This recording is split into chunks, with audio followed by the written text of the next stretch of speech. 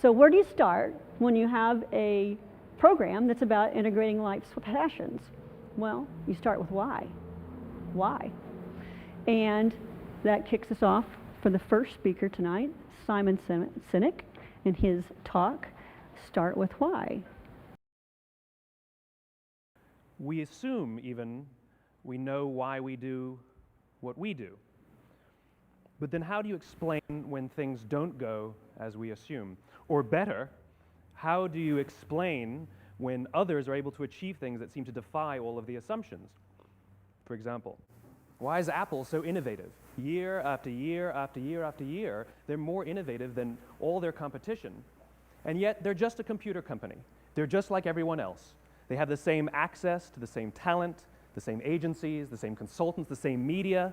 Then why is it that they seem to have something different? Why is it that Martin Luther King led the civil rights movement? He wasn't the only man who suffered in a pre-civil rights America, and he certainly wasn't the only great orator of the day. Why him? And why is it that the Wright brothers were able to figure out controlled powered manned flight when there were certainly other teams who were better qualified, better funded, and they didn't achieve powered manned flight, and the Wright brothers beat them to it? There's something else at play here. About 3.5 years ago, I made a discovery, and this discovery profoundly changed my view on how I thought the world worked, and it even profoundly changed the way in which I operate in it. As it turns out, there's a pattern. As it turns out, all the great and inspiring leaders and organizations in the world, whether it's Apple or Martin Luther King or the Wright brothers, they all think, act, and communicate the exact same way, and it's the complete opposite to everyone else. All I did was codify it. And it's probably the world's simplest idea. I call it the golden circle.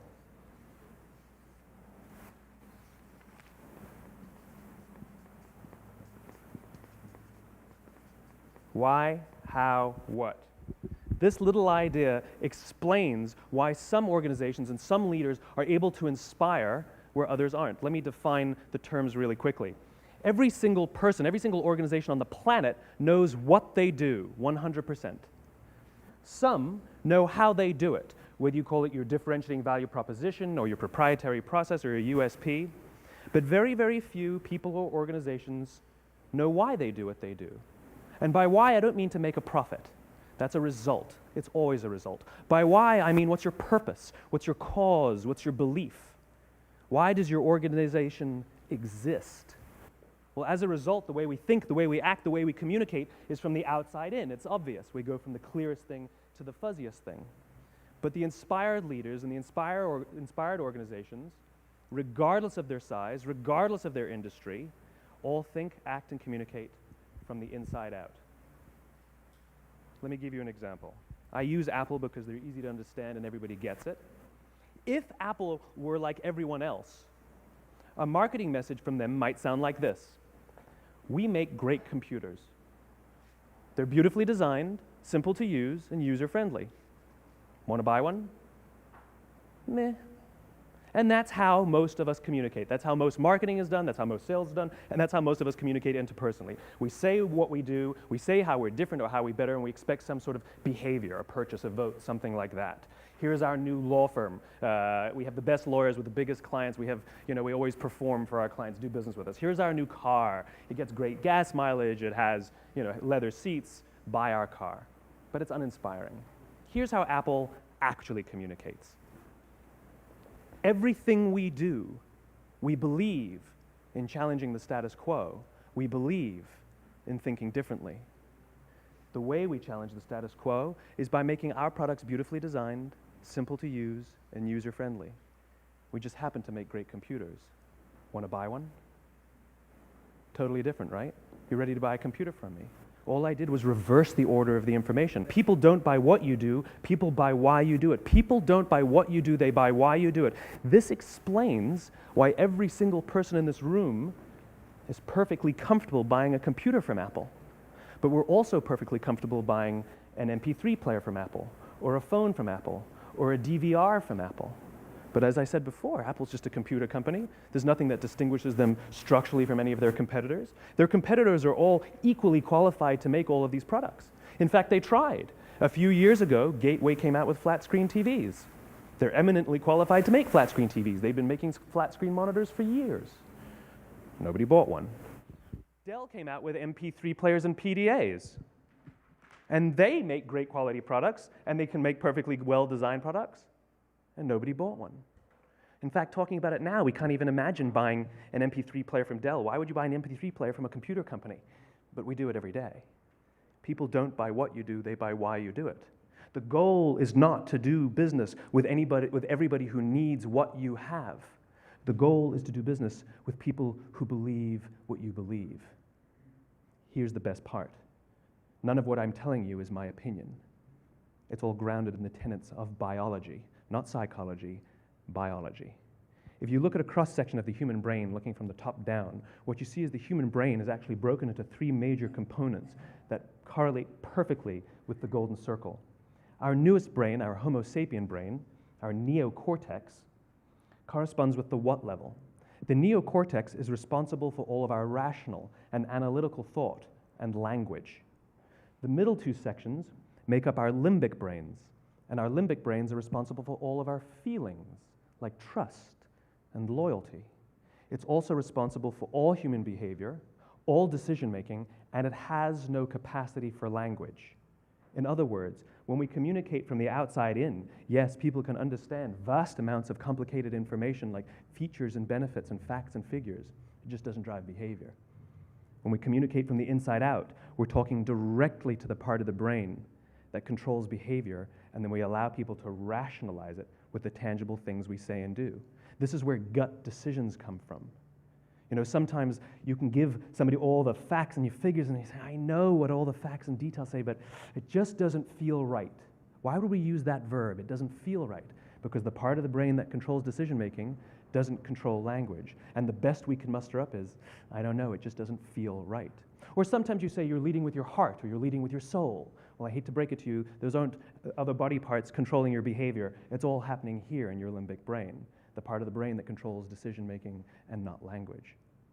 But if you don't know why you do what you do, and people respond to why you do what you do, then how will you ever get people to vote for you or buy something from you, or more importantly, be loyal and want to be a part of what it is that you do? Again, the goal is not just to sell people who need what you have. The goal is to sell to people who believe what you believe. The goal is not just to hire people who need a job. It's to hire people who believe what you believe. I always say that, you know, there's if you hire people just because they can do a job, they'll work for your money. But if you hire people who believe what you believe, they work for you with blood and sweat and tears. And nowhere else is there a better example of this than with the Wright brothers. Most people don't know about Samuel Pierpont Langley. And back in the early 20th century, the pursuit of powered man flight was like the dot-com of the day. Everybody was trying it. And Samuel Pierpont Langley had what we assume to be the recipe for success. I mean, even now, you ask people, why did your product or why did your company fail? And people always give you the same permutation of the same three things. Undercapitalized, the wrong people, bad market conditions. It's always the same three things. So let's explore that. Samuel Pierpont Langley was given $50,000 by the War Department to figure out this flying machine. Money was no problem. He held a seat at Harvard and worked at the Smithsonian and was extremely well connected. He knew all the big minds of the day. He hired the best minds money could find, and the market conditions were fantastic. The New York Times followed him around everywhere, and everyone was rooting for Langley. And how come we've never heard of Samuel Pierpont Langley? A few hundred miles away in Dayton, Ohio, Orville and Wilbur Wright. They had none of what we consider to be the recipe for success. They had no money. They paid for their dream with the proceeds from their bicycle shop. Not a single person on the Wright brothers' team had a college education, not even Orville or Wilbur. And the New York Times followed them around nowhere.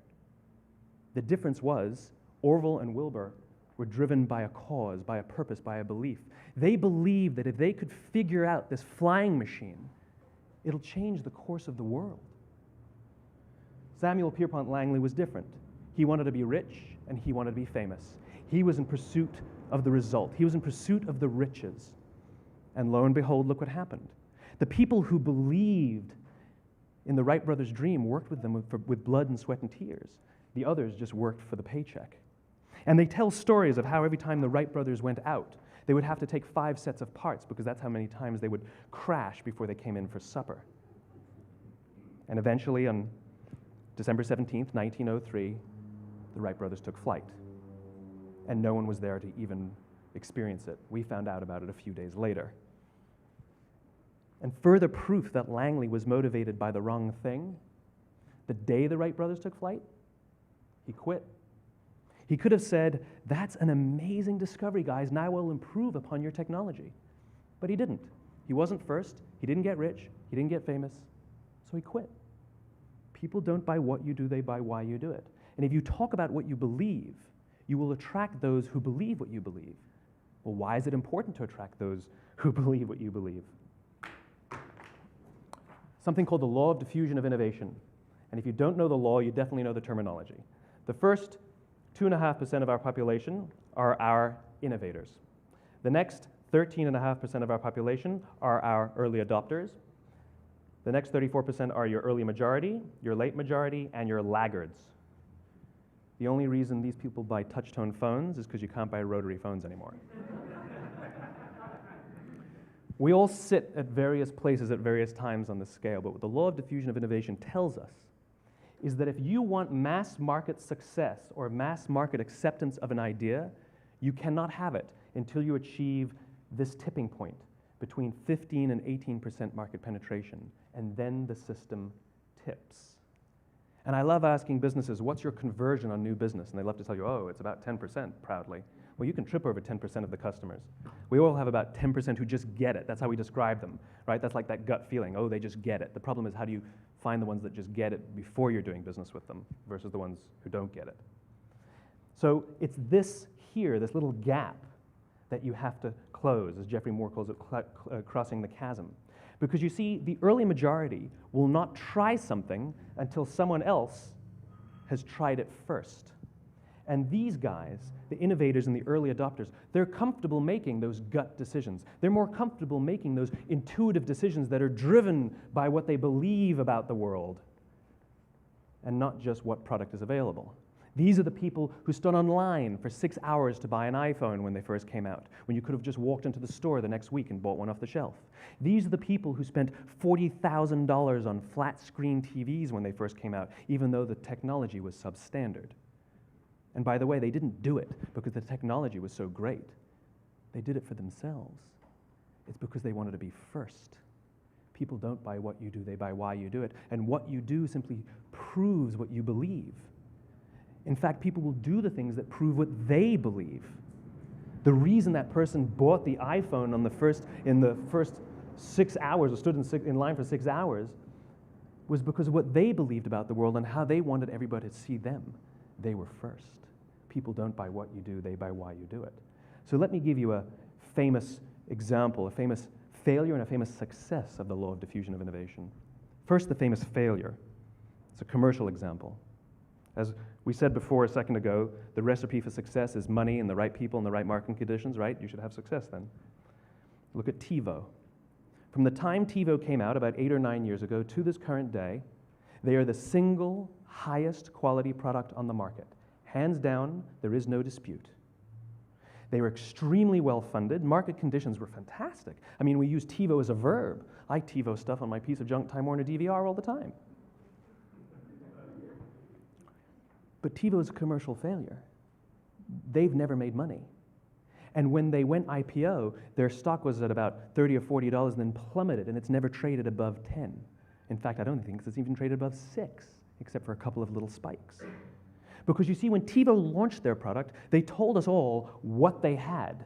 They said, we have a product that pauses live TV, skips commercials, rewinds live TV, and memorizes your viewing habits without you even asking. And the cynical majority said, we don't believe you, we don't need it, we don't like it, you're scaring us. What if they had said, if you're the kind of person who likes to have total control over every aspect of your life, boy, do we have a product for you. It pauses live TV, skips commercials, memorizes your viewing habits, etc., etc.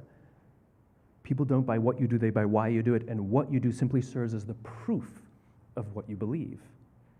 Now let me give you a successful example of the law of diffusion of innovation.